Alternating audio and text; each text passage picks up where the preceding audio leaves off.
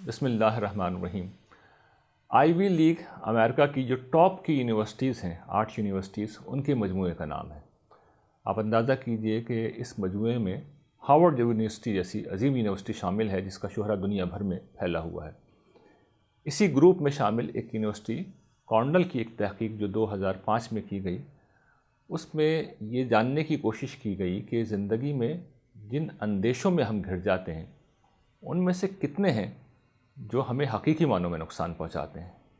تو تحقیق کا جواب یہ تھا کہ صرف 6% اندیشے ہیں جو حقیقت کا روپ دھارتے ہیں، صرف 6%۔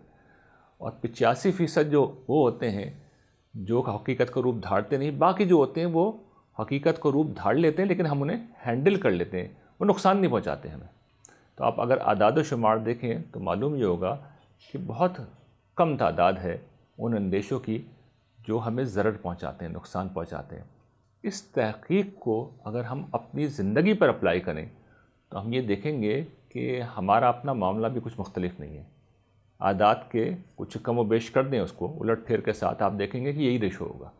یعنی ہم جن اندیشوں سے ساری زندگی گزرے ہیں ان میں سے بیشتر حقیقت کو روپ نہیں دھارتے، اور اگر کچھ حقیقت کا روپ دھار لیں تو ہم ان کو سم ہاؤ ہینڈل کر لیتے ہیں، اور پھر کچھ ایسے ہوتے ہیں اور کم ہوتے ہیں جو واقعتاً ہمارے لیے نقصان کا باعث ہوتے ہیں۔ لیکن پرابلم یہ ہے، ان سارے اعداد و شمار کے باوجود پرابلم یہ ہے کہ جس وقت کوئی اندیشہ پیش آتا ہے تو یہ معلوم نہیں ہوتا کہ بعد میں کیا ہوگا، یہ اصل مسئلہ ہے۔ اور جس وقت یہ معاملہ ہو جائے تو ہمارا پیس آف مائنڈ رخصت ہو جاتا ہے۔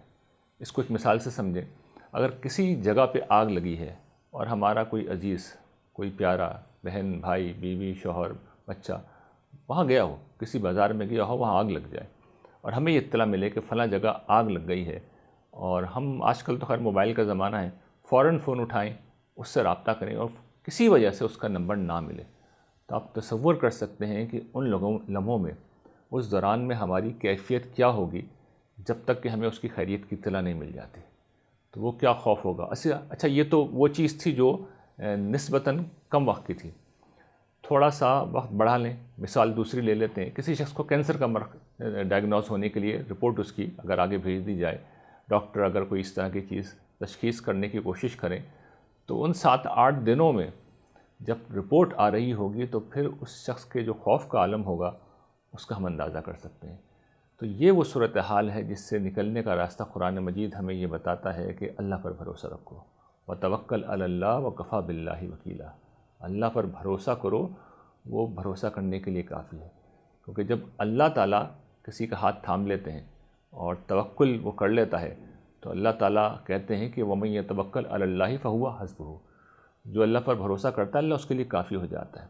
اور کافی ہونے کا مطلب یہ ہے کہ اللہ تعالیٰ اول تو اس اندیشے کو حقیقت بننے نہیں دیتے، وہ اندیشہ اگر حقیقت بننے لگے اور بن جائے تو پھر وہ صلاحیت دیتے ہیں، وہ مدد بھیجتے ہیں کہ آپ مسئلہ حل کر لیتے ہیں، اور یہ بھی نہ ہو تو پھر وہ صبر کی توفیق دیتے ہیں، سکینت اتارتے ہیں، جس سے جو نقصان پہنچتا ہے اس کو انسان حوصلے کے ساتھ برداشت کر لیتا ہے، اور آخرت کا اجر تو وہ ہے جس کی کوئی حد و حساب نہیں ہے۔ تو ہر پہلو سے اجر ہے، ہر پہلو سے عنایت ہے، انسان کو اللہ پہ توکل کرنا چاہیے، تو اندیشے کے لمحے گزارنا بہت آسان ہو جائے گا۔ وآخر دعوانا الحمدللہ رب العالمین۔